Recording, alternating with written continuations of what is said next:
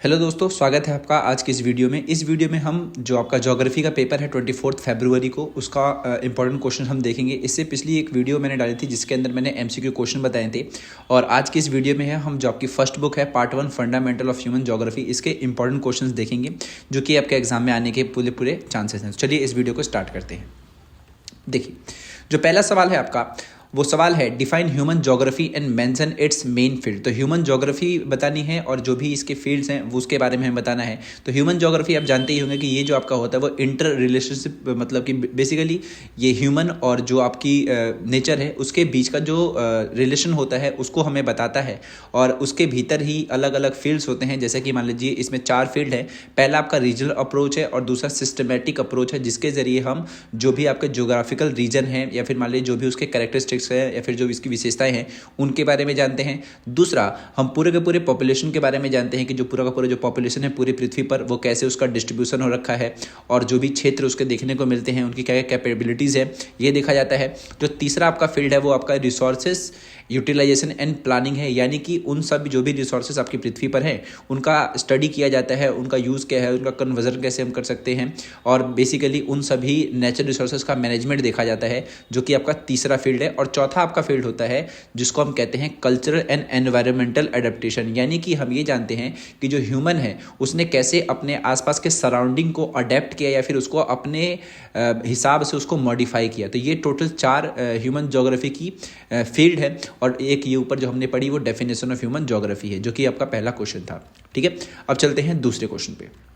दूसरा क्वेश्चन आपका explain the concept of environmental determinism with example, और दूसरा इसी से जुड़ा सवाल है the in the early stages human were greatly influenced by there natural environment, prove the statement. तो बेसिकली इसमें जो पूछ रहा है वो आपसे क्या पूछ रहा है कि एनवायरमेंटल डिटर्मिनिज्म क्या होता है। तो देखिए इसमें क्या होता है कि जो आपके एनवायरनमेंट जो होता है वो सबसे ज़्यादा पावरफुल होता है, और इसमें हम प्रकृति के साथ ज़्यादा छेड़छाड़ नहीं कर पाते हैं, यानी कि प्रकृति जो कुछ भी करती है हमें उसके हिसाब से ही रहना पड़ता है। यानी कि एकदम अर्ली स्टेज पर जाइए, उस टाइम क्या था कि जो मानव था आपका वो प्रकृति को ही भगवान मानता था, उसके हिसाब से ही अपने आप को ढालता था, यानी कि वो प्रकृति को बिल्कुल भी चेंज नहीं करता था, उसको अपनी वो मदर गॉडेस मानता था। जैसा प्रकृति एक्ट करती थी उसको उसी हिसाब से संभालता था या फिर उसको समझता था। और उस टाइम आप कह सकते हैं कि पृथ्वी या फिर मान लीजिए प्रकृति जो थी आपकी वो सबसे ज़्यादा पावरफुल थी, और उस टाइम जो मानव था वो अपने आप को प्रकृति के हिसाब से ढालता था, यानी कि अपने आप को वो ढालता था, ना कि प्रकृति को चेंज करता। जैसे कि अगर आप आज का समय देखते हैं तो इसमें मानव ने क्या किया है कि प्रकृति को अपने हिसाब से ढाल रखा है। यानी कि मान लीजिए अगर आप किसी रूम में बैठे हैं और वहाँ का टेम्परेचर लो है तो आप उसको हाई कर सकते हैं, अगर हाई है तो उसको लो कर सकते हैं। तो ये जो आपका है आपने क्या किया, प्रकृति को चेंज कर दिया। बट जो शुरुआत का टाइम था उस टाइम क्या था कि एनवायरनमेंट को हम चेंज नहीं कर पाते थे, क्योंकि एनवायरनमेंट उस टाइम पावरफुल था। उस टाइम मानव का मस्तिष्क इतना पावरफुल नहीं था, और उस टाइम जो परिभाषा थी उसको हम कहते थे एनवायरमेंटल डिटर्मिनिज्म। ओके, चलिए अब चलते हैं अगले क्वेश्चन पे।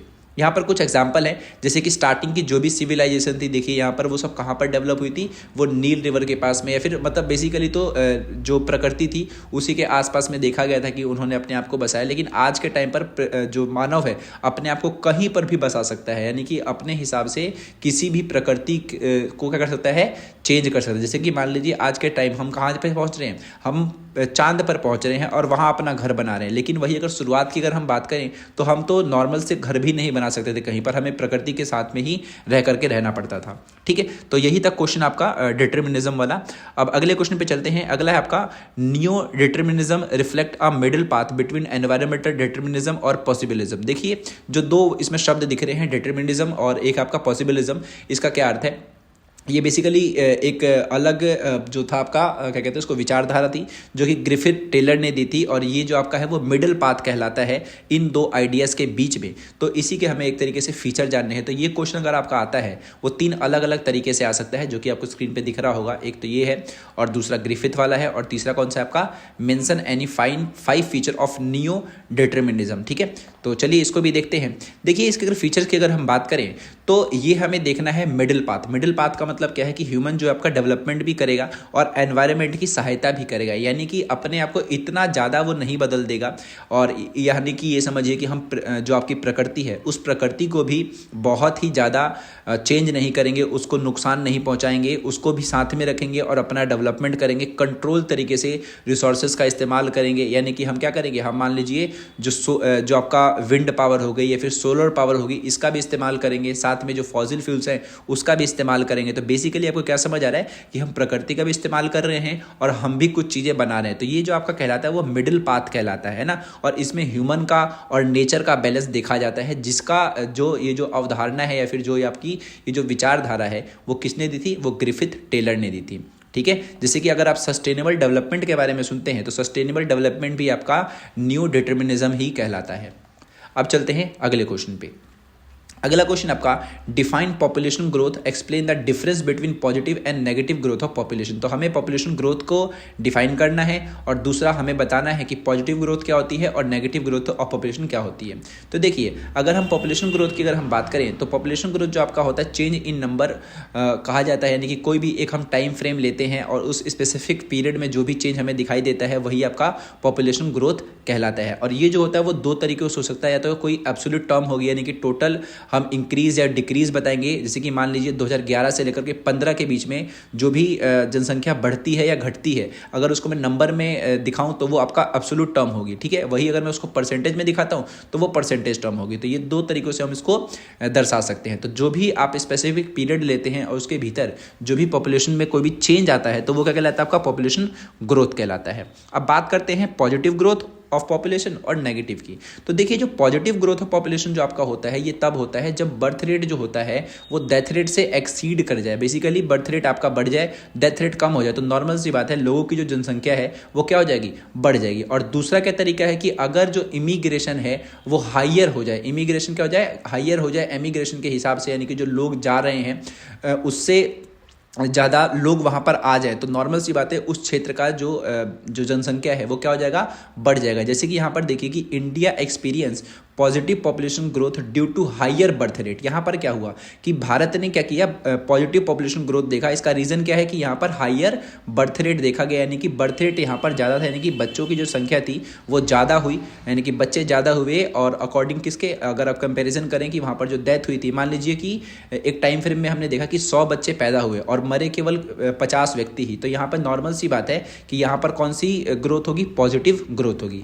अगर हम बात करें नेगेटिव ग्रोथ की, तो नेगेटिव ग्रोथ होता है आपका जब जो डेथ रेट होता है वो बर्थ रेट के एक्सीड कर जाए। तो नॉर्मल सी बात है, इसी को अगर आप उल्टा कर दें, जो हमने बातें इसमें करी इसी को अगर आप ऑपोजिट वे में कर दें तो वो आपका क्या हो जाएगा, नेगेटिव ग्रोथ ऑफ पॉपुलेशन हो जाएगा। यानी कि पॉपुलेशन में जो भी चेंज आया वो अगर माइनस में जा रहा है तो वो नेगेटिव ग्रोथ होता है।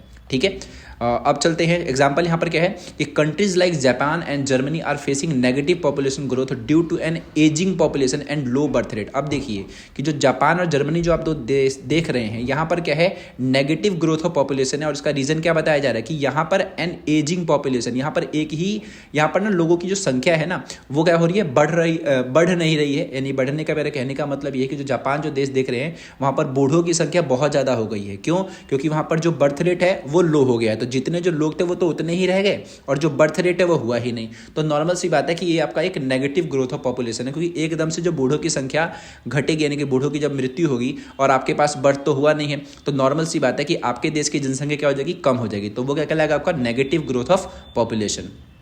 चलिए अगला क्वेश्चन आपका क्वेश्चन नंबर 4 जो है आपका कि describe the 3 main components of population change. तो देखिए पॉपुलेशन चेंज का मतलब क्या होता है, पॉपुलेशन चेंज का मतलब होता है कि किसी भी जगह पर अगर मान लीजिए कोई भी जनसंख्या में परिवर्तन आता है तो वो कौन कौन से उसके कंपोनेंट है। तो उसके 3 कंपोनेंट होते हैं, यानी कि मान लीजिए कि 2010 से 2015 तक का अगर मैं टाइम लेता हूं और उस बीच में अगर मेरे को देखने को मिलता है कि जनसंख्या जो है वो बढ़ी है या घटी है, तो वो किन कारणों से होती है, उसके 3 कारण होते हैं। तो एक तो होता है आपका बर्थ रेट, यानी कि अगर आपका बर्थ रेट जो है अगर वो ज़्यादा हो रहा है तो नॉर्मल सी बात है कि यहाँ पर जनसंख्या बढ़ेगी। और दूसरा क्या है कि अगर डेथ रेट जो आपका है यानी कि वहाँ पर लोग जो हैं ज़्यादा मरे हैं तो नॉर्मल सी बात है जनसंख्या यहाँ पर कम होगी। तो दो चीज़ें समझ आएगी। तीसरा क्या होता है आपका माइग्रेशन, यानी कि अगर उस राज्य में या फिर उस क्षेत्र में जो लोग हैं उस जगह को छोड़ करके कहीं और जा रहे हैं या फिर कहीं और से वहाँ पर आ रहे हैं माइग्रेट होकर के, तो नॉर्मल सी बात है कि वहाँ की जनसंख्या में कोई ना कोई हमें चेंज देखने को मिल जाएगा। तो बेसिकली तीन ही तरीके होते हैं जिसके जरिए किसी भी जगह की पॉपुलेशन में चेंज हमें देखने को मिलता है। इसको आसान भाषा में आप समझ सकते हैं कि कोई भी जगह थी, अगर वहाँ पर बच्चे ज़्यादा पैदा हुए तो जनसंख्या बढ़ी। वहाँ पर क्या हुआ कि अगर कोई मर गया ज़्यादा मात्रा में तो वहाँ की जनसंख्या कम हो गई। और वही मान लीजिए कि वहाँ पर बाहर से लोग आ गए तो भी जनसंख्या में परिवर्तन आया, या फिर वहाँ के जो लोग थे वो कहीं और चल गए तो भी जनसंख्या में परिवर्तन आया। तो ये नॉर्मल सी बात है जिसकी वजह से पॉपुलेशन में चेंज आ रहा है। चलिए अब चलते हैं अगले क्वेश्चन पे। एक और बात, यहाँ पर फॉर्मूला है, आपको अगर CBR निकालना पड़े यानी कि जो भी बर्थ रेट है, क्रूड बर्थ रेट कहा जाता है इसको, तो बर्थ यहाँ पर आपको पता है total number of live birth in a year upon में आपको डालना है population in that year and multiply by 1000। तो इससे हमारा परसेंटेज में वो निकल जाएगा बर्थ रेट जो आपका है आएगा। तो ये भी आता है क्वेश्चन 1 मार्क का, तो इसलिए इसका आप ध्यान रखें।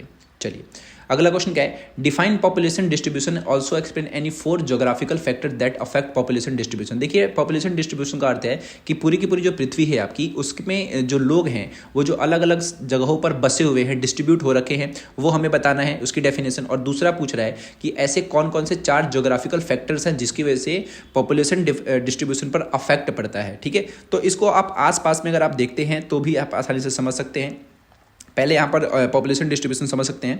तो देखिए जो population distribution refer to the way people are spread across the earth surface, it describe the pattern of where people live. Some area are densely populated while others are sparsely populated. तो ये population distribution क्या है कि जो भी आपकी पृथ्वी है उस पृथ्वी के सरफेस पर जो लोग रह रहे हैं उसका जो पैटर्न है उसके बारे में जानना ही पॉपुलेशन डिस्ट्रीब्यूशन है। जैसे कि मान लीजिए अगर आप भारत को देखते हैं तो भारत में बहुत सारे लोग रहते हैं, ऐसे ही मान लीजिए ऑस्ट्रेलिया में बहुत सारे लोग रहते हैं, अमेरिका में बहुत सारे लोग रहते हैं, वही आप अंटार्कटिका देखते हैं वहाँ पर लोग नहीं रहते हैं। तो ये क्या है, पॉपुलेशन का डिस्ट्रीब्यूशन है कि पूरे पृथ्वी पर कहाँ पर लोग ज़्यादा हैं, कहाँ पर लोग कम हैं, और आखिर वो कौन से फैक्टर हैं जिसकी वजह से लोग वहाँ पर ज़्यादा हैं या फिर कम हैं, अब वो जानते हैं। तो पहला कारण होता है अवेलेबिलिटी ऑफ वाटर। नॉर्मल सी बात है, वाटर सबसे ज़्यादा जरूरी चीज़ होती है। तो जहाँ पर पानी जो अवेलेबल होगा तो लोग वहाँ पर ज़्यादा रहेंगे। ठीक है, दूसरा क्या है कि वहाँ का जो लैंड फॉर्म है वो कैसा है, अगर अच्छा है यानी कि फ्लैट और प्लेन है तो वहाँ पर ज़्यादा लोग रहेंगे, क्योंकि वहाँ पर जो भी सेटलमेंट्स होगी वो लोगों के हिसाब से होगी। सेटलमेंट्स सुटेबल होंगी फार्मिंग के लिए, ट्रांसपोर्टेशन के लिए,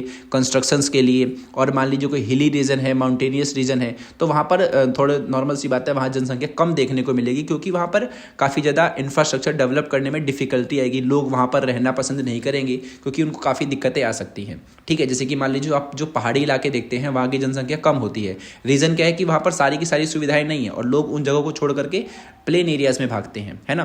क्लाइमेट भी एक डिपेंड करता है आपका कि किसी भी जगह का अगर क्लाइमेट काफ़ी ज़्यादा बढ़िया है, यानी कि एक ऐसा क्लाइमेट है जो ना ही ज़्यादा हॉट है ना ही ज़्यादा कोल्ड है, तो लोग वहाँ पर रहना काफ़ी ज़्यादा पसंद करते हैं। ऐसी सॉइल की फर्टिलिटी भी एक फैक्टर है, यानी कि जहाँ पर सॉइल की फर्टिलिटी काफ़ी बढ़िया होती है तो नॉर्मल सी बात है लोग वहाँ पर एग्रीकल्चर कर सकते हैं और उसके हिसाब से उनको बहुत ज़्यादा फायदा हो सकता है, क्योंकि वहाँ पर अगर वो अनाज उगा सकते हैं तो वहाँ पर वो रहना भी पसंद कर सकते हैं। तो सॉइल फर्टिलिटी भी एक फैक्टर बनता है आपका।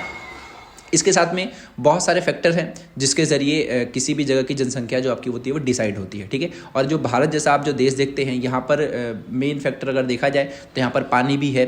ठीक है, और दूसरा यहाँ पर लैंड फॉर्म प्लेन देखने को मिलता है, क्लाइमेट भी काफ़ी बढ़िया है, सॉइल फर्टिलिटी भी बहुत बढ़िया है और इसकी वजह से यहाँ पर जनसंख्या सबसे ज़्यादा है। ठीक है, और वही अगर आप अंटार्कटिका की बात करें तो अंटार्कटिका में अगर आप देखें तो पूरा का पूरा कैसा इलाका है, एक वो पूरा का पूरा बर्फीला इलाका है और नॉर्मल सी बात है कि वहाँ पर बर्फ़ है तो और बाकी चीज़ें नहीं है तो लोग वहाँ पर नहीं रहेंगे। ऐसी कुछ इलाके ऐसे होते हैं जो माउंटेनियस इलाके होते हैं तो वहाँ पर वो सब चीज़ें नहीं पहुँच पाती हैं, इसलिए लोग वहाँ नहीं रहते हैं। तो वही आपको फैक्टर बताने थे कि आखिर कौन सी चीज़ें ऐसी हैं जिसकी वजह से आप कहीं पर रहना पसंद करते हैं। ठीक है, चलिए अगला क्वेश्चन आपका कि how does the rapid growth of population directly affect the economic development of a country और अ रीजन। तो यहाँ पर क्या है कि अगर मान लीजिए पॉपुलेशन के में कहीं पर भी रैपिड ग्रोथ देखा जाता है तो वो कैसे इकोनॉमिक डेवलपमेंट को अफेक्ट करता है ना।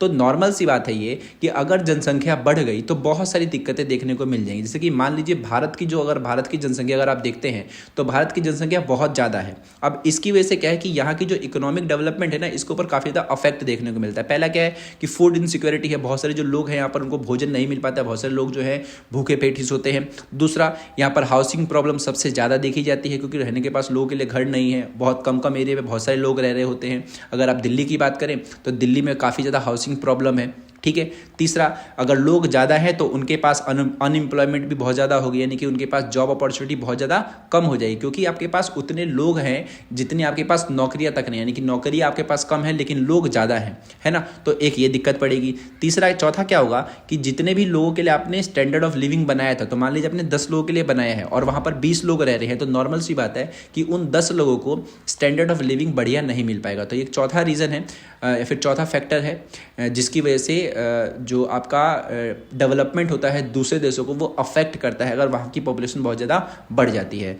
पांचवा है आपका कि जो भी एग्रीकल्चर लैंड होता है उस पर काफ़ी ज़्यादा प्रेशर पड़ेगा, क्योंकि बहुत सारे लोग हो रहे हैं तो आपको ज़्यादा खाना चाहिए और इसकी वजह से आप बहुत सारा इस्तेमाल करेंगे किसका, ज़मीन का, अनाज उगाने का, ठीक है। और छठा आपका कि हेल्थ केयर फैसिलिटी पे भी ध्यान देना पड़ेगा, क्योंकि नॉर्मल सी बात है कि यहाँ पर लोग अगर ज़्यादा हैं तो बीमार भी अगर होते हैं तो आपके पास डॉक्टर्स भी ज़्यादा होने चाहिए, हॉस्पिटल भी ज़्यादा होने चाहिए, मेडिसिन भी ज़्यादा होने चाहिए। और इस तरीके से समझिए कि आपके पास संसाधन तो बहुत कम है, यानी कि संसाधन आपके पास 10 लोगों के लिए थे और आपके पास लोग हो गए 25, तो जो भी दिक्कतें आएंगी वो बतानी थी इसके अंदर, ठीक है। तो ये क्वेश्चन भी काफ़ी ज़्यादा ईजी तरीके से मैंने आपको समझाया। अब चलते हैं अगले क्वेश्चन पे।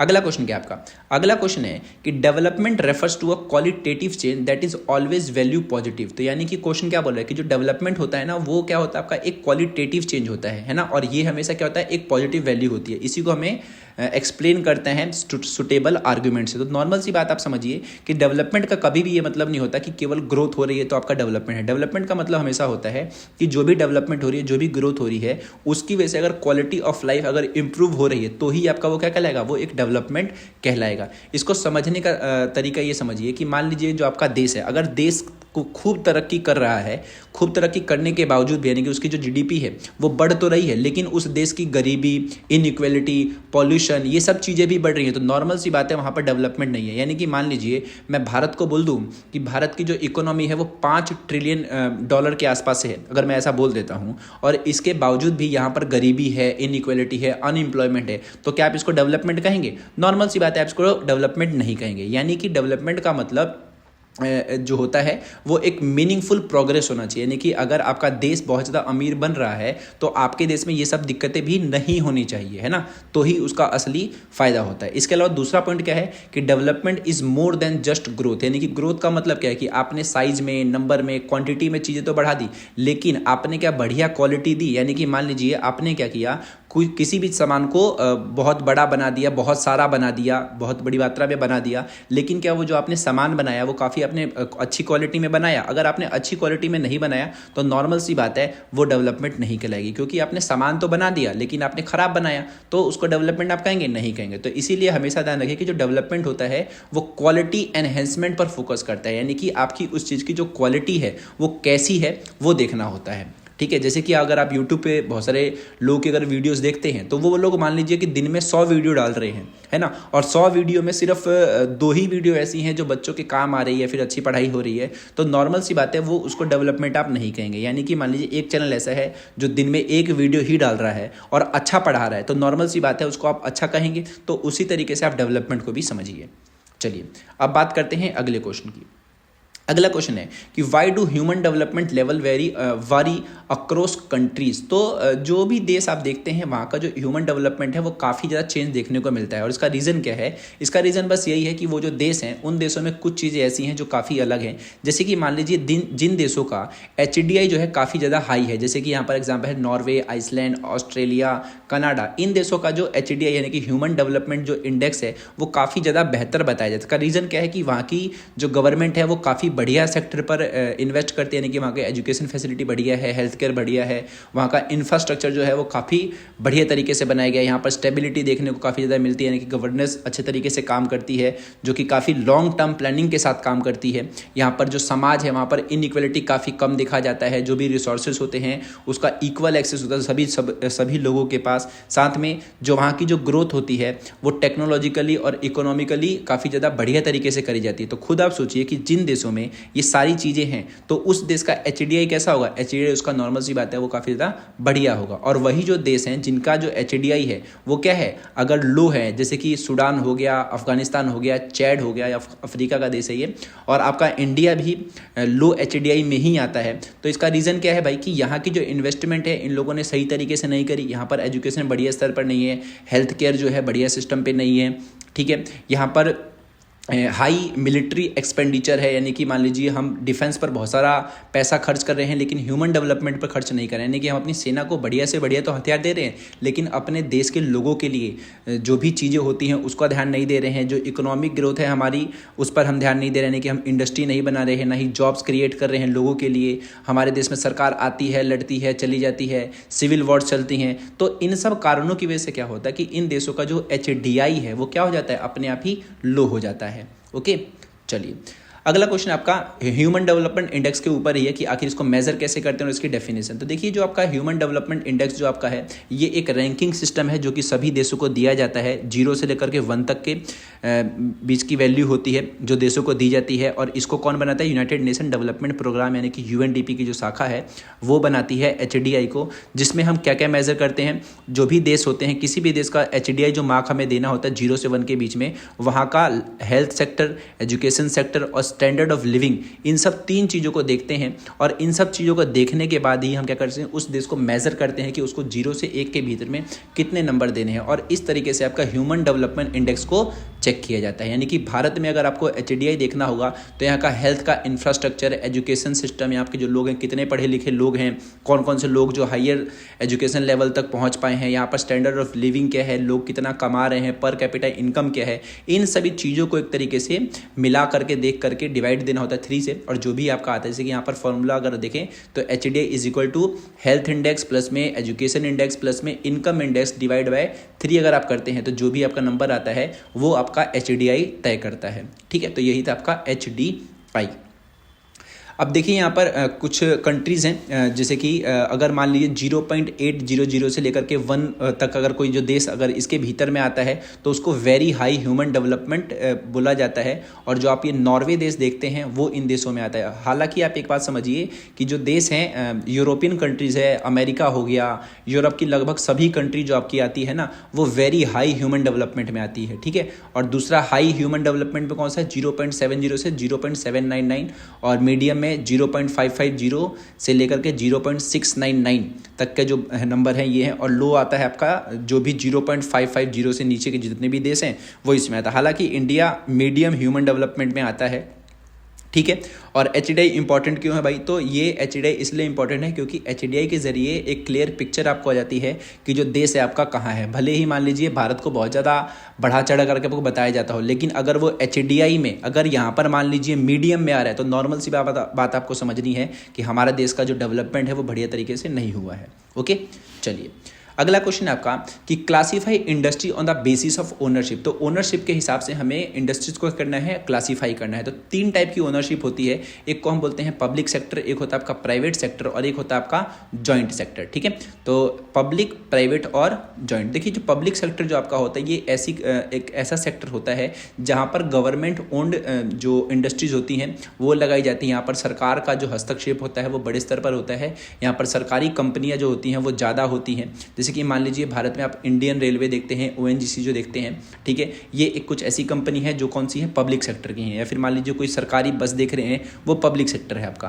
प्राइवेट सेक्टर की बात करें तो ये इंडिविजुअली ओन्ड होता है। जैसे कि मान लीजिए रिलायंस की बात करूँ, अडानी की बात करूँ, अंबानी की जो कंपनीज हैं ये क्या है, आपका एक प्राइवेट सेक्टर है। ओके, और ये प्राइवेटली मैनेज होता है। जैसे कि मान लीजिए जिस चैनल की आप वीडियो देख रहे हैं, अब मान लीजिए मेरा खुद का चैनल है तो ये जो होगा आपका मेरा एक प्राइवेट सेक्टर वाला होगा। समझ रहे हैं यानी का मतलब। और वही अगर बात करूँ मैं जॉइंट सेक्टर की, तो जॉइंट सेक्टर क्या होता है कि पब्लिक और प्राइवेट जब दोनों मिलकर कोई काम करते हैं, कोई उद्योग को चलाते हैं तो उसको हम क्या बोलते हैं, जॉइंट सेक्टर बोलते हैं। जैसे कि अगर आप दिल्ली में रहते हैं तो दिल्ली जो आपका है यहाँ पर एक बस चलती है, क्लस्टर बस जो आपका होता है वो पब्लिक और प्राइवेट दोनों की पार्टनरशिप के जरिए चलती है। तो वो कौन सा सेक्टर हो जाएगा आपका, जॉइंट सेक्टर भी कह सकते हैं, जॉइंट वेंचर भी कह सकते हैं। हालांकि जॉइंट सेक्टर ही होगा कि when the public sector and the private sector merge, तो उसको हम क्या कह सकते हैं, जॉइंट सेक्टर कह सकते हैं। बेसिकली सरकारी कंपनियां और मतलब कि सरकार और कोई इंडिविजुअल बंदा मिलकर के किसी चीज़ को अगर कोई चलाता है तो वो आपका जॉइंट सेक्टर होता है। ठीक है, चलिए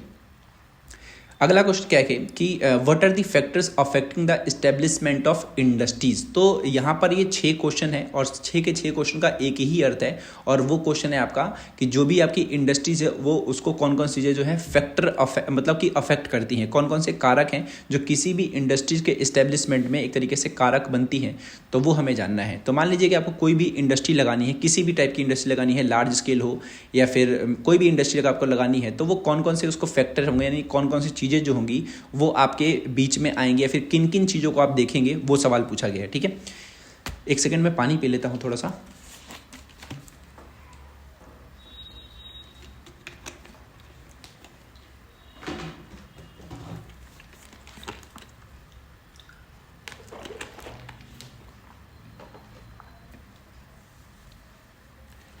चलिए, तो इंडस्ट्री अगर आपको लगानी है तो इंडस्ट्री लगाने से पहले आप किन किन चीज़ों को देखेंगे। तो सबसे पहले हम देखेंगे कि जो भी हमें इंडस्ट्री लगानी है, क्या उसके लिए हमें जो भी रॉ मटेरियल्स चाहिए क्या वो हमारे पास सही मात्रा में पहुंच रहे हैं, यानी कि चीप रेट में पहुंच रहे हैं और आसानी से अगर पहुंच पा रहे हैं तो नॉर्मल सी बात है आप वहाँ पर इंडस्ट्री लगा सकते हैं। ठीक है, लेकिन ये एक ही फैक्टर नहीं है, और भी चीज़ें देखनी है। दूसरा कि आपने जो वहाँ जहाँ पर इंडस्ट्री आप लगा रहे हैं वहाँ का क्लाइमेट सही है कि नहीं है, यानी कि आप जैसा भी क्लाइमेट चाहते हैं, है ना, उस क्लाइमेट के हिसाब से आपका जो सामान बन रहा है वो फेवरेबल है कि नहीं है। तीसरा कि वहाँ पर सोर्स ऑफ एनर्जी क्या है यानी कि जो भी आप कंपनी लगाते हैं तो वहाँ पर क्या चाहिए आपको, यानी कि बिजली वगैरह चाहिए, तो इन सब चीज़ों को भी देखना पड़ता है, यानी कि सोर्स ऑफ एनर्जी भी एक तरीके से फैक्टर है। चौथा आपका है कि आपको लेबर आसानी से मिल पा रहे हैं कि नहीं, स्किल्ड लेबर, चीप लेबर आपको चाहिए होंगे इंडस्ट्री को लगाने को। लास्ट में पैसा कितना लग रहा है।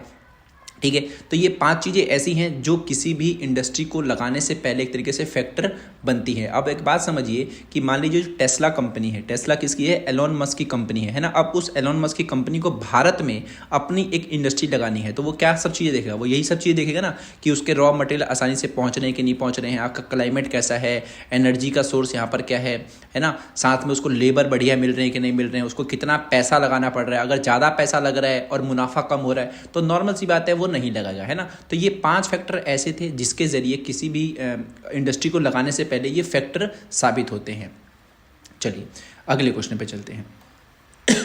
अगला क्वेश्चन है आपका कि what are the benefits of setting up small scale industry, यानी कि जो स्मॉल स्केल इंडस्ट्री जो है उसके लगाने के क्या क्या फायदे हैं। ठीक है, तो स्मॉल स्केल इंडस्ट्री जो आपका होता है, जो जिसको हम कुटीर उद्योग भी कहते हैं, जैसे कि मान लीजिए कोई मटका बनाता है, कोई चटाई बनाता है, कोई झाड़ू बनाता है बेसिकली, तो उसको स्मॉल स्केल इंडस्ट्रीज में कहा जाता है। तो इसी के हमें बेनिफिट बताना है। तो देखिए जो आपका जो स्मॉल स्केल इंडस्ट्री है इसके बहुत सारे फ़ायदे होते हैं, क्योंकि ये काफ़ी छोटे से एक तरीके से समझिए कि इन्वेस्टमेंट से आप इसको स्टार्ट कर सकते हैं, यानी कि इसमें हमें ज़्यादा पैसा नहीं लगाना पड़ता और आसपास से ही आपको रॉ मटेरियल भी मिल जाता है, यानी कि आसानी से मिल जाएगा। इसमें ज़्यादा आपको बड़ी मशीन्स नहीं लगानी पड़ती, ना ही पावर की यूसेज चाहिए। इसके साथ में ही कि अगर आप एक बड़ी लार्ज इंडस्ट्री बनाते हैं और वही आप छोटे छोटे स्मॉल इंडस्ट्री बनाते हैं तो नॉर्मल सी बात है कि एक बड़ी लार्ज इंडस्ट्री और जो स्मॉल स्केल इंडस्ट्री जो है उसमें से अगर हम देखें कि ज़्यादा जॉब्स कौन क्रिएट करेगा, तो छोटी छोटी बहुत सारी अगर हम स्मॉल इंडस्ट्री बनाते हैं तो वो ज़्यादा जॉब्स को क्रिएट करती हैं, है ना। और इसकी वजह से क्या होता है कि जो लोकल पीपल होते हैं उनको बहुत ज़्यादा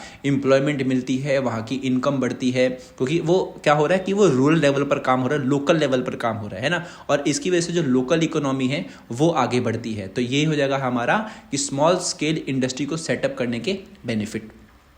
चलिए अगले क्वेश्चन पे चलते हैं। अगला क्वेश्चन है explain the factor affecting tourism while clarifying the role of tourism in tertiary activities. और दूसरा इसी में है कि what does tourist service mean, describe the 4 major factor that influence and attract tourism. तो हमें बताना है जो आपका कौन कौन से फैक्टर हैं जो टूरिज्म सेक्टर को अफेक्ट करते हैं, ठीक है। और दूसरा हमें बताना है कि जो टूरिज्म का जो क्या कहते हैं उसको रोल है टर्शियरी एक्टिविटी में वो क्या है। तो देखिए टूरिज्म आपको नॉर्मल सी बात है पता ही है कि जो लोग होते हैं यहाँ से वहाँ जो घूमने जाते हैं वो टूरिज्म सेक्टर में आता है, और उसकी वजह से बहुत सारी चीज़ें एक तरीके से मतलब वो सर्विस का इस्तेमाल करते हैं, जैसे कि मान लीजिए अकोमोडेशन हो गया, फूड हो गया, ट्रांसपोर्ट हो गया, एंटरटेनमेंट हो गया, शॉपिंग हो गया। तो इसकी वजह से बहुत ही बड़े स्तर पर एक तरीके से समझिए कि एम्प्लॉयमेंट जनरेट हो रही है, क्योंकि इसमें क्या हुआ कि एक व्यक्ति जब दूसरे राज्य में कहीं घूमने जा रहा है तो ये इन सारी चीज़ों का इस्तेमाल करेगा, यानी कि होटल लेगा, खाना खाएगा, ट्रांसपोर्ट और एंटरटेनमेंट, शॉपिंग, ये सब चीज़ें। तो इसकी वजह से ये समझिए कि टूरिज्म एक ऐसा सेक्टर है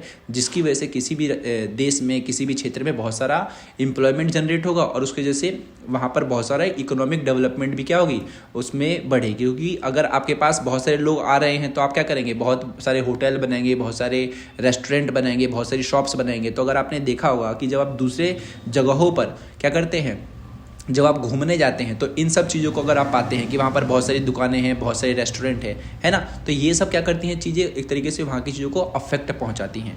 ठीक है, अब देखते हैं कि कौन कौन से फैक्टर्स हैं जो टूरिज्म सेक्टर को अफेक्ट करती हैं या फिर उसको अट्रैक्ट करती हैं। ठीक है, तो पहली चीज़ करती है डिमांड। डिमांड यानी कि ये समझिए कि अगर आपका जो आपकी इनकम बहुत ज़्यादा हाई है, लिविंग स्टैंडर्ड हाई है, तो नॉर्मल सी बात है वहाँ पर टूरिज्म बहुत ज़्यादा बढ़ जाएगा, क्योंकि जो लोग होते हैं वो एक तरीके से रिलैक्स के लिए, अपनी ज़िंदगी को अच्छे से जीने के लिए करते हैं, टूरिज्म की तरफ जाते हैं। ठीक है, और दूसरा है कि दूसरा जो चीज़ है आपका ट्रांसपोर्टेशन जो अफेक्ट करता है, यानी कि अगर आपके यहाँ पर ट्रांसपोर्टेशन सिस्टम बहुत बढ़िया है तो वहाँ पर जो टूरिज्म होगा वो बहुत बढ़िया तरीके से काम करेगा। यानी कि अगर कोई भी जगह है, मान लीजिए कोई हिल स्टेशन है और वहाँ पर रेल से आने का साधन है, बस से आने का साधन है, एयर से आने का साधन है, तो नॉर्मल सी बात है वहाँ पर जो लोग होंगे वो ज़्यादा पहुँचेंगे, है ना। और तीसरा क्या है कि वहाँ का नेचुरल एंड कल्चरल अट्रैक्शन बहुत बढ़िया है, यानी कि वहाँ पर ये समझिए कि क्लाइमेट बहुत बढ़िया है, माउंटेन है, लेक्स हैं और कुछ ऐसी सीनरी हैं जो काफ़ी ज़्यादा बेहतरीन दिखती हैं, तो वहाँ पर लोग अट्रैक्ट होंगे जाने के लिए। तो यही सब कुछ कारण है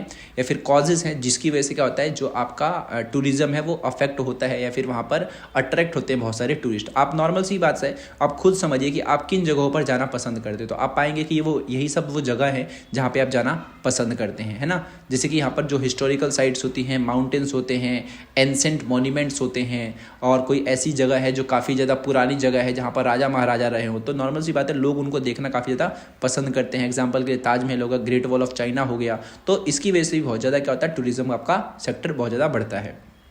चलिए अगला क्वेश्चन है आपका, व्हाट इज मेडिकल टूरिज्म और what are the cause of its rapid growth in developing country. तो मेडिकल टूरिज्म क्या होता है और दूसरा हमें बताना है कि आखिर इसके अचानक से बढ़ने का कारण क्या है, कौन से देशों में, डेवलपिंग कंट्री में, जो देश अभी डेवलप कर रहे हैं उन देशों में टूरिज्म, मेडिकल टूरिज्म बहुत ज़्यादा बढ़ गया। देखिए मेडिकल टूरिज्म का मतलब क्या होता है कि जब आप एक क्या कहते हैं प्रैक्टिस करते हैं दूसरे देश में जाने के लिए, अगर आपको हाई क्वालिटी मेडिकल ट्रीटमेंट चाहिए तो इसी को हम क्या बोलते हैं, मेडिकल टूरिज्म कहते हैं। यानी कि आसान भाषा में समझे तो मान लीजिए अगर आप बीमार पड़ते हैं और अगर आपको हार्ट की सर्जरी करानी है या फिर किसी भी चीज़ की अगर आपको सर्जरी करानी है या फिर आपको कोई बीमारी है, तो आप दूसरे देश में अगर आप जा रहे हैं तो वो क्या कहलाएगा, आपका एक मेडिकल टूरिज्म कहलाएगा। अब जो ये है कि दूसरे जो देश हैं, यानी कि मान लीजिए कि जो डेवलपिंग कंट्रीज़ है ना, इनमें बहुत ज़्यादा ये देखा जा रहा है। इसका कारण क्या है ना कि यहाँ पर क्या है कि हाई क्वालिटी हेल्थ केयर मिल जाता है और काफ़ी कम पैसे में इलाज हो जाता है, और यहाँ पर स्किल्ड डॉक्टर्स मिल जाते हैं, मेडिकल सर्विस काफ़ी बढ़िया मिल जाती है जो उन देशों में नहीं है। जैसे कि मानिए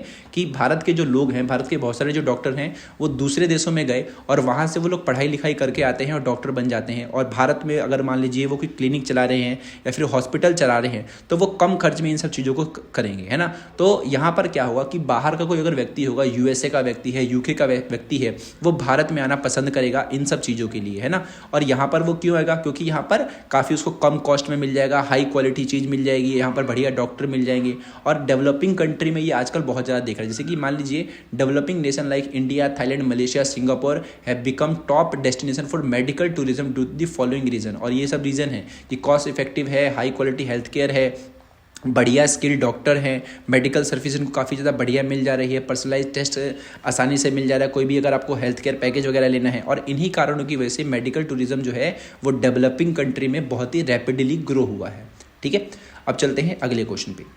अगला क्वेश्चन है, briefly explain the main feature of the Panama canal. ठीक है, तो पनामा कनाल कहाँ पड़ता है भाई आपका, ये नॉर्थ अमेरिका और साउथ अमेरिका के बीच में बनाया गया कृत्रिम है एक तरीके से, यानी कि मानव ने इसको थोड़ा सा कट करके बनाया था पनामा कनाल को। वर्ल्ड वॉर सेकेंड के आसपास में ही ये बना था, जो कि आपका पनामा कनाल जो है वो इसको जोड़ता है, किसको, the Panama canal is a man made waterway that connect the Atlantic ocean यानी कि east to the Pacific ocean west to making it one of the most important trade routes in the world. अगर आप map में देखेंगे ना तो आपको साफ साफ दिखाई देगा, क्योंकि बीच में क्या पड़ रहा है, बीच में भूमि पड़ रही थी, यानी कि ज़मीन पड़ रही थी, और उसकी वजह से शिप को काफ़ी ज़्यादा घूम करके जाना पड़ रहा था। अगर आप वर्ल्ड का मैप देखेंगे तो आप आसानी से समझ सकते हैं, है ना। तो पनामा कनाल जो आपका है वो कैसे बना कि बीच में से ज़मीन को ऐसे कट कर दिया गया बेसिकली, और वहीं से पनामा कनाल बना, और इसकी जो लेंथ है वो जो बताई जाती है 72 किलोमीटर बताई जाती है, और जो इसको डीप है वो जो है वो 12 किलोमीटर के आसपास में है, जिसकी वजह से वहाँ पर लार्ज जो शिप्स हैं वो आ जा सकती हैं, जिनको पहले लंबा रूट तय करना पड़ता था, लेकिन आज के टाइम पर उसकी वजह से क्या हुआ कि उनको घूम के जाने से अच्छा है कि वो बीच से जा सकते हैं। पहले पनामा कनाल का जो वो था, क्या कहते हैं, कंट्रोल था, वो यूएसए के पास था। बाद में इसने उस देश को दे दिया जो इसके आसपास में एक देश पड़ता है, अभी वो नाम मैं भूल रहा हूँ, है ना। और इसकी वजह से क्या हुआ, ये पनामा कनाल के आपके फीचर्स हैं, ठीक है। इसके अलावा बढ़िया जो लंबा डिस्टेंस था उसको इसने कम कर दिया। इसकी वजह से काफ़ी ज़्यादा जो शिप्स हैं उन्होंने अपना जो पहले बहुत ज़्यादा उनको खर्चा देना पड़ता था एक तरीके से, क्योंकि नॉर्मल सी बात है, आप अगर लंबा रूट तय कर रहे हैं तो बहुत सारा आपका पैसा लगेगा, है ना, तो वो कम हो गया, और यही इसके फीचर है ना। और ये समझिए कि ये एकदम one of the busiest shipping routes in the world, यानी कि पनामा कनाल से बहुत सारे शिप्स जाते हैं, और यहाँ पर हैंडल कितना करता है ये 14,000 शिप एनुअली, यानी एक साल में 14,000 जो शिप्स होती हैं वो यहाँ से ट्रेड करती हैं, और उसके ज़रिए जो भी है पैसा वगैरह कमाता है, ठीक है। तो ये हो जाएगा हमारा पनामा कनाल वाला क्वेश्चन। चलिए अब बात करते हैं, why is the Rhine waterway the world most heavily used, give any 3 reason. तो राइन वाटरवे जो आप देखते हैं वो one of the busiest and most important inland waterway है। इनलैंड वाटरवे का मतलब होता है जो देश के भीतर से जो रास्ते जाते हैं ना पानी के जरिए, उसी को हम इनलैंड वाटरवे कहते हैं, और जो राइन वाटरवे है उन्हीं में से एक है। इसका सबसे पहला रीज़न क्या है कि लॉन्ग नेविगेबल स्ट्रेच है, यानी कि ये कम से कम बहुत समझ लीजिए कि 700 किलोमीटर के रूट को तय करता है, जो कि रॉटरडैम जो कि नीदरलैंड से बेजल जो कि स्विट्जरलैंड है वहाँ तक एक तरीके से एक रास्ता है नदियों के ज़रिए, ठीक है, और ये काफ़ी लंबा है। दूसरा क्या है कि ये उन रास्तों से गुजरता है जहाँ पर काफ़ी ज़्यादा इंडस्ट्रियल हब्स बने हुए हैं, जैसे कि यहाँ पर it pass through the rich coal fields of Germany, making it a major route for the transforming raw materials and the finished good, और heavy industry along the rural region depend on it trade and the transport. तो जहाँ पर industry है वहीं से रास्ता भी जा रहा है, तो नॉर्मल सी बात है कि जो भी आपको एक्सपोर्ट करना है या फिर चीज़ों को बाहर पहुँचाना है फिर लेकर के आए तो आप आसान तरीके से ला पाएंगे, ठीक है। तीसरा क्या है कि इसके ज़रिए बहुत ज़्यादा कार्गो एक्सचेंज होता है। यहाँ पर nearly 20,000 ocean going ships and 2 lakh inland vessels travel on this route every year, making it one of the busiest waterways in the world. तो ये समझिए कि यहाँ पर बहुत सारी जो शिप्स होती हैं यहाँ से वहाँ जाती हैं। और एक बात और ध्यान रखिए कि जो भी आप ये यूरोप देखते हैं उसकी इकोनॉमी के लिए सबसे ज़्यादा जो फ़ायदेमंद है वो आपका राइन वाटरवे को ही बताया जाता है, क्योंकि ये बहुत सारे ना इलाकों से लिंक है, यानी कि जो भी इंडस्ट्रियल एरिया होते हैं, जो भी पोर्ट्स होते हैं, कोल फील्ड्स होती हैं, उसके आसपास से इसका रास्ता ऐसे करके बना हुआ है, और इसीलिए इसको काफ़ी ज़्यादा यूज़ किया जाता है, और उसकी वजह से बहुत सारा पैसा जो है यूरोप के देशों को कमाने को मिलता है। चलिए अब बात करते हैं, explain the advantage and the disadvantage of the pipeline transport. तो जो पाइपलाइन ट्रांसपोर्ट आप देखते हैं उसके एडवांटेज और डिसएडवांटेज हमें बताना है। देखिए तो सबसे पहले हम बात करेंगे एडवांटेज की। तो जो एडवांटेज है इसका पहला कि जो भी रफ टेरेन होते हैं, जैसे कि मान लीजिए माउंटेन हो गया, डेजर्ट हो गया, अंडर वाटर वाले इलाके हो गए, तो वहाँ से अगर आपको कोई चीज़ लेकर के आनी है थ्रू दी पाइपलाइन तो आप वो आसानी से ला सकते हैं, क्योंकि अगर आप वहाँ पर क्या करना है, आपको नॉर्मल सी बात है केवल और केवल पाइपलाइन बिछानी है। दूसरा क्या हुआ कि इसमें क्या है, काफ़ी तेज़ गति से किसी भी सामान का जो होगा ट्रांसपोर्ट हो सकता है और काफ़ी कम पैसा लगेगा पाइपलाइन के थ्रू। तीसरा जो है आपका ये इको फ्रेंडली है, क्योंकि आपने इसको प्रकृति को छेड़छाड़ करके नहीं बताया, नॉर्मल सी आपको पाइप बिछानी है और उसके थ्रू जो भी नेचुरल गैस हो गई, कोई पेट्रोल हो गया, वो आसानी से आपका आ जाएगा। तो ये 3 हो गए जो हो गए आपके एडवांटेज। अगर हम बात करें डिसएडवांटेज की, तो पहला क्या है कि इसमें अगर लीकेज कहीं पर होती है, कहीं से पाइप अगर फूट जाता है तो उसको डिटेक्ट करना काफ़ी ज़्यादा मुश्किल पड़ जाता है। तीसरा कि इसकी जो कैपेसिटी होती है वो फिक्स होती है, क्योंकि एक बार आपने पाइपलाइन बिछा दी तो उसको आप इंक्रीज नहीं कर सकते हैं, यानी कि एक पाइपलाइन बिछाने के बाद उसको फैला थोड़ी सकते हैं, अब आपको दूसरी ही पाइप लगानी पड़ेगी पूरा का पूरा। तो इसकी जो कैपेसिटी होती है वो काफ़ी ज़्यादा फिक्स होती है, ठीक है। तीसरा क्या है कि इसमें सिक्योरिटी इशू है, क्योंकि कभी भी कोई इसको तोड़ दे, खोड़ दे, या फिर मान लीजिए उसके बीच में से कोई चीज़ें निकाल ले, तो इसकी वजह से सिक्योरिटी इशू भी इसमें देखा जाता है। तो ये हो जाएगा हमारा disadvantage of the pipeline transport. तो ये क्वेश्चन भी आप ध्यान रखिए, आने के चांसेस ज़्यादा होते हैं। चलिए अब अगले क्वेश्चन की बात करते हैं कि what do you understand by trade balance. देखिए ट्रेड बैलेंस का मतलब होता है कि जब आपके वैल्यू जो भी आपका देश है, अगर उस देश में एक्सपोर्ट और इंपोर्ट का जो भी आप कर रहे हैं अगर वो इक्वल में आता है, या फिर मान लीजिए अगर आपका एक्सपोर्ट ज़्यादा है इंपोर्ट कम है, तो उसको ट्रेड बैलेंस कहा जा सकता है। यानी कि जो भी आपने ट्रेड किया वो बैलेंस वे में काउंट होगा। लेकिन ट्रेड बैलेंस करा कैसे जाता है, देखिए क्या होता है कि पहला पॉइंट है इसमें टाइप्स ऑफ ट्रेड बैलेंस है। पहला है नेगेटिव और अनफेवरेबल बैलेंस।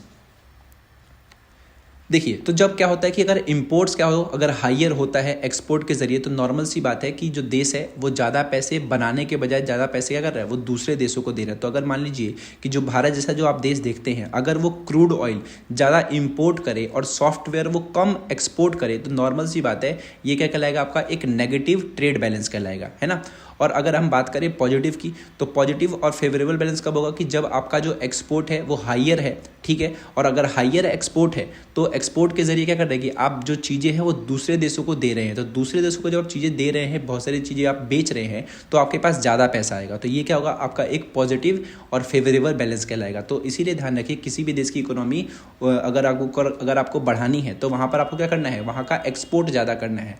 तो यहाँ पर एग्जाम्पल क्या है कि if China export more electronics then its import it will have a positive trade balance. तो चाइना अगर एक्सपोर्ट क्या करता है, ज़्यादा करता है इलेक्ट्रॉनिक सामान का कंपैरिजन में इंपोर्ट के, तो नॉर्मल सी बात है वो कौन सा बैलेंस देखेगा वहाँ पर, वो पॉजिटिव ट्रेड बैलेंस देखेगा। ठीक है, चलिए अगले क्वेश्चन पे चलते हैं। अगला क्वेश्चन आपका कि what is free trade, describe it's advantage and disadvantage. देखिए फ्री ट्रेड का मतलब क्या होता है कि अगर आप ट्रेड करते हैं दूसरे देशों से और वहाँ पर जो भी बैरियर्स होते हैं, जो भी टैरिफ होते हैं, अगर वो कम है या फिर उनमें कोई टैरिफ ही नहीं है, यानी कि जो टैक्स लगाए जाते हैं अगर वो नहीं है, तो नॉर्मल सी बात है कि आपके वहाँ पर जो भी गुड्स है, जो भी सर्विस है, वो फ्री फ्लो हो रहा है। यानी कि आसानी से अगर आप व्यापार कर पा रहे हैं तो उसी को हम क्या कह सकते हैं, फ्री ट्रेड कह सकते हैं। अभी आप सुन रहे होंगे कि जो डोनाल्ड ट्रंप यूएसए के राष्ट्रपति हैं, है ना, तो वो काफ़ी ज़्यादा टैरिफ लगा रहे हैं, तो वो आपका फ्री ट्रेड में नहीं आता है। लेकिन वही अगर वो ट्रेड को कम कर दें, जो दूसरा देश जहाँ पर आप वो व्यापार कर रहा है वो भी ट्रेड को कम कर दे, तो उसको हम क्या बोलेंगे भाई, फ्री ट्रेड कहेंगे। ठीक है, तो ये आपका होता है फ्री ट्रेड।